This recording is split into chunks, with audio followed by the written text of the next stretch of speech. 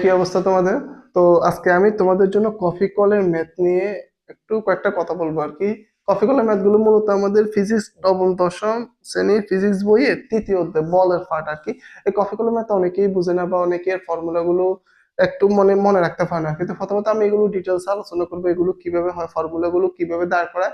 Second, আমি এগুলো আমরা নর্মালি নিউটন সেগুলো দ্বারা আমরা এগুলো কি করতে পারবো, নিজের জাস্ট এক লাইনে দাঁড় করাতে পারবো আর কি। তো চলো আমরা প্রথমে একটু বেসিক নিয়ে আলোচনা করি। এখানে তুমি একটা দণ্ড দণ্ড দেখতে পারতেছো, এখানে একটা তার উপরে একটা M1 বড় একটা বস্তু আছে, আমাদের তার দিয়ে ঝুলানো একটা M2 বড় একটা বস্তু আছে। এখন দেখো যে M2 বড় বস্তুটা এটা কিন্তু আমাদের পৃথিবীর কেন্দ্রে M2G বলে আমাদের টানবে, তাই না? M2G বল ক্রিয়েট করবে, অটোমেটিক এটা তৈরি হয়ে যাবে, নিচের দিকে কাজ করবে M2G বল। আর এখানে যে M1 বলটা, এটা আমাদের সেম টু সেম নিচের দিকে M1G বল কাজ করবে, এটা যতটুকু সত্য ততটুকু সত্য হলো এই দণ্ডটা কিন্তু সেম টু সেম M1G তার বিপরীত দিকে কাজ করাবে। তার মানে এই যেহেতু এটা দণ্ডের উপরে আছে, একটা তক্তের উপরে আছে, তার এর উপর কোনো পৃথিবীর দিকে কোনো বল কাজ করবে না। তার মানে এখানে M1G আমাদের কাজ করতেছে না, ঠিক আছে? কারণ কি প্রতিক্রিয়া বল আমাদের সমান। এখন তুমি যদি M2G-র কথা বলো, এখানে যেহেতু M2G বলে এটা নিচের দিকে নামতেছে, তার বিপরীতে আমি ধরলাম যে সুতে কিছুটা বাধা দিচ্ছে, সুতে একটা বিপরীত একটা বল ক্রিয়েট করতেছে না? হ্যাঁ, করতেছে। তার মানে সুতের বলকে উপেক্ষা করে তার একটা ত্বরণ থাকবে। আচ্ছা, নর্মালি দেখো, তাহলে আমি M2 এর জন্য কি লিখতে পারি? M2 এর জন্য আমি M2 এর জন্য কি লিখতে পারবো না? M2G, এই M2G বস্তুটা যে বলে নিচে নামতেছে তার বিপরীত বলে সুতা উপরের দিকে যাচ্ছে, উপরের দিকে যাইতে চায় আর কি। এখন যেহেতু আমাদের এই বস্তুটা M2G বলটা বেশি সুতার বল থেকে, তাই আমাদের নিচের দিকে যাবে, কত ত্বরণে যাবে? M2A ত্বরণে যাবে। এটা কি, এ হচ্ছে নিট ত্বরণ, টোটাল এই সিস্টেমের ত্বরণটা। নিট ত্বরণ বা লব্ধি ত্বরণ তুমি যাই বলো। এখানে আমি কোশ্চেন নাম্বার 1 দিলাম। এখন দেখো, তুমি যদি M1 বস্তুর জন্য কথা বলো, M1 এর জন্য, M1 এর জন্য আমি কি লিখতে পারবো? M1 এর জন্য লিখতে পারবো না। এটি আমাদের সুতাটা T1, কিন্তু মানে সুতাটা যতটুকু বল কাজ করবে, যতটুকু বলা যাবে, M1 বস্তুটা কিন্তু ততটুকু বলাই যাবে। সুতা এদিকে যাচ্ছে, M1 বস্তু এদিকে যাবে, তার মানে তার আর অন্য কোনো বল কাজ করবে না। T ইকুয়াল আমি কি লিখতে পারবো? M1A। তাই কি না? তাই কিনা বলো? জাস্ট সুতা যতটুকু টানতেছে সে ততটুকু ত্বরণে আমাদের যাচ্ছে আর কি। একে আমি ইকুয়েশন নাম্বার 2 ধরলাম। এখন আমি ধরবো যে টি এর মান 1 নম্বর ইকুয়েশনে বসে, টি এর মান 1 নম্বর ইকুয়েশনে বসে। টি এর মান যদি আমি 1 নম্বর ইকুয়েশনে বসে, কি পাবো দেখো? M2G minus M1A equal M2A। তাই তো? তাহলে এখান থেকে কি লিখতে পারবো? M2G equal M1A plus M2A। তাহলে এখান থেকে আমি কি করে লিখতে পারি? M2G ইকুয়াল, যদি আমি এখান থেকে A কমন নিই, M1 প্লাস M2। তার মানে আমি যদি এখানে এটাকে ভাগ আকারে পাঠাই দিই, হ্যাঁ, একে যদি আমি ভাগ আকারে পাঠাই দিই, তাহলে এখানে কি লিখতে পারি আমি? M2G by M1 plus M2। দেখো তো এটা কিনা, তখন আমাদের এবার বাইর করে, এটা কিনা বলো? তাহলে আমরা তো এতদিন শিখতাম, আমরা তো এইভাবেই শিখতাম আর কি। জাস্ট আমরা কি করতাম, এই নির্ধারণটা, এটা হচ্ছে কিন্তু লব্ধি ত্বরণ, মানে টোটাল এই সিস্টেমের ত্বরণ হচ্ছে এটা। টোটাল সিস্টেমটা, এই বলটা কতটুকু ত্বরণে যাবে, এটা হচ্ছে সেটা। তুমি আবার ভাইবো না এই বলটা কিন্তু অভিকর্ষ ত্বরণের নিচে দিয়ে কাজ করবে না, এটা এই ত্বরণে কাজ করবে, কারণ এখানে বিপরীত একটা বল কাজ করতেছে। এই বস্তুটা বা আমাদের এই যে পুরো সিস্টেম একটা বিপরীত বল কাজ করতেছে, তাই এটা এই বলে যাবে আর কি। ক্লিয়ার কিনা, বুঝতে পারছো? আচ্ছা, তো একে আমরা যদি আমরা তো মূলত এইভাবে শিখি না আর কি, আমরা ডাইরেক্ট এই ফর্মুলা এটা শিখতাম, তাই না? এটা শিখতাম কিনা, এটা M2G equal into M1 plus M2। তো এখন আসো, আমি এবার যদি এই বস্তুটার এখানে ঘর্ষণ থাকে, আমি কিন্তু এগুলো শর্টকাটে কিভাবে মনে রাখবো এটা বলবো, ফেরা নাই। যদি এখানে ঘর্ষণ থাকতো, সেম টু সেম কথা, সবগুলোই সেম। আমাদের M2 বস্তুটা M2G বলে, M2G তিনি সিধে কাজ করতো, তার সুতার একটা বল কাজ করতে, এদিকে সুতা থাকতো আমাদের, তাই তো? সুতার বল যদি টি হয়, তাহলে আমি এখানে M2 এর জন্য আমি কি লিখতে পারবো? M2 এর জন্য লিখতে পারবো M2G minus T equal M2A। তাই তো? এতটুকু ক্লিয়ার? এখন যখন আমাদের M1 এর জন্য আসবে, এখানে একটু সমস্যা আছে। সমস্যাটা কি দেখো, M1 এর জন্য আমাদের এখানে আসে, M1 এর ক্ষেত্রে আমাদের এখানে সুতাটা এইদিকে টানবে, হ্যাঁ সুতা এইদিকে টানবে, এটা তত যতটুকু সত্য, সুতা যতটুকু বলে এই বস্তুটাকে টানবে, এটা কি ততটুকু বলা যাবে? না যাবে না, এখানে কিন্তু কিছু আমাদের এই ঘর্ষণ বল কাজ করবে। ঘর্ষণ বল কিন্তু বলের বিপরীত দিকে কাজ করে। ঘর্ষণ বলকে যদি আমি এফ কে বলি বা এফ এস বলি, সমস্যা নেই, এফ কে যদি আমি ধরি, তাহলে এটা কি এই ঘর্ষণ বলটা আমাদেরকে টোটাল বল থেকে বিয়োগ করতে হবে না? সুতো যতটুকু বল টানতেছে তাতে ঘর্ষণ বল বিয়োগ করতে হবে, আর নেট ত্বরণ M1 এই ত্বরণে আমাদের বস্তুটি যাবে। এটা বুঝতে পারছো কিনা? হুম। এখন দেখো আমি কি কোশ্চেন নাম্বার 2 না ধরি, আমি এখান থেকে টির মান কি লিখতে পারবো? M1A প্লাস এফ অফ কে, এই কি কোশ্চেন নাম্বার 2 ধরি। এবার টি এর মান 1 নম্বর ইকুয়েশনে বসাই। টি এর মান 1 নম্বর ইকুয়েশনে বসাই। টি এর মান যদি আমি 1 নম্বর ইকুয়েশনে বসাই, এখান থেকে কি পাবো? M2G minus minus M1A minus F of K equal M2A। তাহলে এখান থেকে কি লিখতে পারবো? M2G minus F of K equal M2A plus M1A, তাই তো? তাহলে এখান থেকে লিখতে পারবো M2G minus F of K equal a common নিলে M1 প্লাস M2। দেখো তো আমরা এই সূত্র এটাই তো মুখস্থ করছি এতদিন, এটা মুখস্থ করছি না? এখন দেখো এগুলো কিন্তু আমরা নর্মালি, এই যে ফর্মুলা গুলো আছে এগুলো কিন্তু আমরা নর্মালি নিউটনের সেকেন্ড ল দ্বারা মনে রাখতে পারবো। দেখো নিউটনের সেকেন্ড ল দ্বারা আমাদের কি জানি? নর্মালি তো আমরা জানি যে কোনো একটা বস্তুর ভরবেগের পরিবর্তন হয়, তার তার ভরবেগের পরিবর্তনের হার হচ্ছে মানে এফ ইকুয়াল এম এ আর কি। যতটুকু ভরবেগের পরিবর্তন হয় তার টোটাল বল সমানুপাতিক, এর মানে কি? আচ্ছা এটা কিন্তু অন্য একটা ব্যাখ্যা আছে, যেমন করে আমাদের এখানে একটা বস্তু আছে, এর উপর তুমি অনেকগুলো বল ক্রিয়েট করতেছো। মনে করো ডান দিক থেকে একটা, বাম দিক থেকে একটা, পজিটিভ নেগেটিভ, মানে অনেক বল ক্রিয়েট করতেছো তুমি এর উপরে। প্রত্যেকটা বল, এই প্রত্যেকটা বল F1 plus F2 plus F3 equal আমাদের হচ্ছে MA।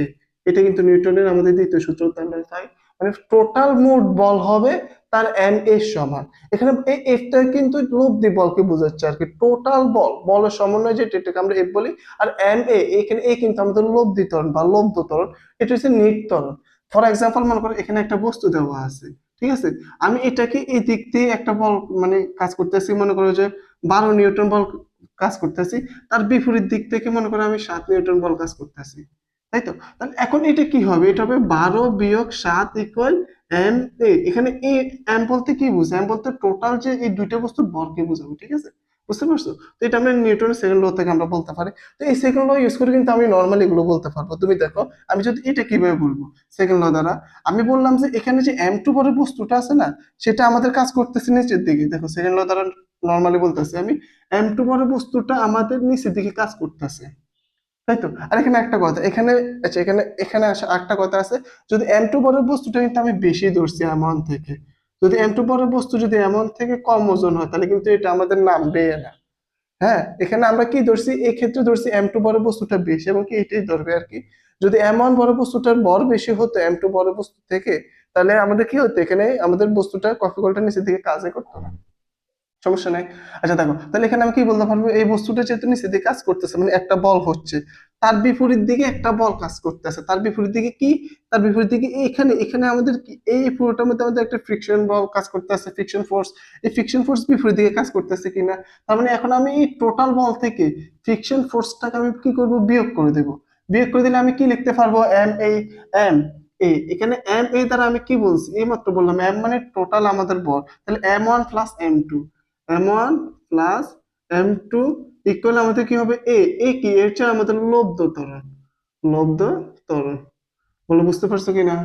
দেখছো নিউটন সেকেন্ড ল দ্বারা নরমালি আমি করে ফেলতে পারতেছি। তো এখন পরবর্তী যে দুইটা কপি করে ম্যাথ দেখাবো, এগুলো আমি এত এক্সপ্লেন করবো না, নরমালি শর্টকাটে কিভাবে মনে রাখবা সেটা বলবো। ক্লিয়ার কিনা? এখন দেখবে একদম নরমাল হয়ে যাবে এগুলো।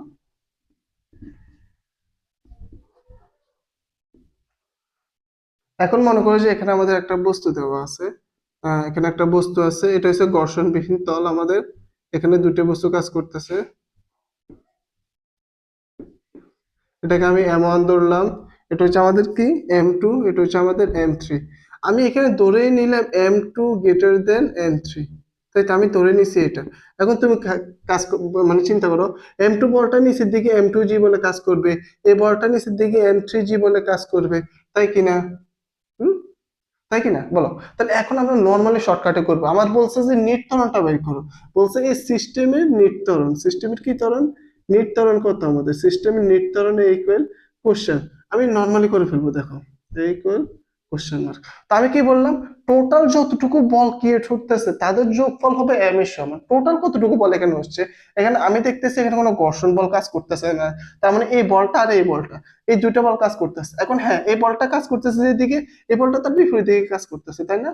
দেখো, এই বস্তুটা এইদিকে নামতে চাচ্ছে, কিন্তু এই বস্তুটা এইদিকে নামতে চাচ্ছে, তার মানে কি এটা যদি এদিকে নামতে হয় তাহলে এর বলটাকে উপেক্ষা করে তো এইদিকে নামতে হবে, তাই তো? তাহলে আমি এখান থেকে লিখতে পারবো না M2G, যতটুকু বল হচ্ছে তার থেকে M3G এই বলটাকে বিয়োগ করতে হবে, ইকুয়াল আমাদের MA। এখানে MA তারা কি বুঝাইছে আমাদের, M তারা বুঝাইলো M1 plus M2 plus M3, total যতটুকু বল আছে তাদের ইন্টু A। এখানে এটা কি, লব্ধ ত্বরণ। দেখছি নিউটন সেকেন্ড ল ধরে নরমালি হয়ে গেল আমাদের। তাহলে টোটাল যতটুকু বল আমি কি করব, যোগ বিয়োগ করব। তাহলে এখানে বিয়োগ কেন করছি বুঝতে পারছো তো? যদি এই বলটা এদিকে কাজ করতো তাহলে আমি যোগ করতাম, মানে এই বলটা M3G, বা যদি অন্য একটা বল কাজ করতো, যে অন্য একটা বল এইদিকে কাজ করতেছে বা কেউ একজন বাহ্যিক ভাবে এদিকে বল দিতেছে, তখন এটা আমি এটা প্লাস করে দেব।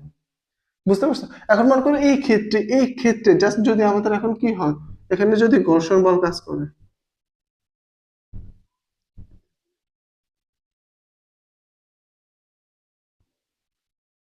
সেম টু সেম মনে করো আমাদের M1 এটা, M3 এটা, M2 এটা নিচের দিকে কাজ করতেছে, এটা নিচের দিকে কাজ করতেছে, বাট এটা নিচের দিকে কাজ করতেছে কিন্তু এটা উপরের দিকে যাবে, এটা নিচের দিকে আমাদের আসবে, তার মানে এটা নিচের দিকে আসবে, এটা উপরের দিকে যাবে। ক্লিয়ার কিনা? তো তাহলে দেখো এখানে আমাদের মনে করো যে বল কাজ করতেছে, ফ্রিকশন ফোর্স আছে আমাদের। হ্যাঁ, এই M2G আমি ধরলাম যে এখানে M2 হচ্ছে গ্রেটার দেন আমাদের M3, M2 আমাদের M3 থেকে বড়, তার মানে এটা নিচের দিকে কাজ করবে না, কতটুকু বলে কাজ করবে, M2G। তার থেকে আমার কার বলটা বিয়োগ করতে হবে, এখানে এখানে কি শুধু M3G বল কাজ করতেছে?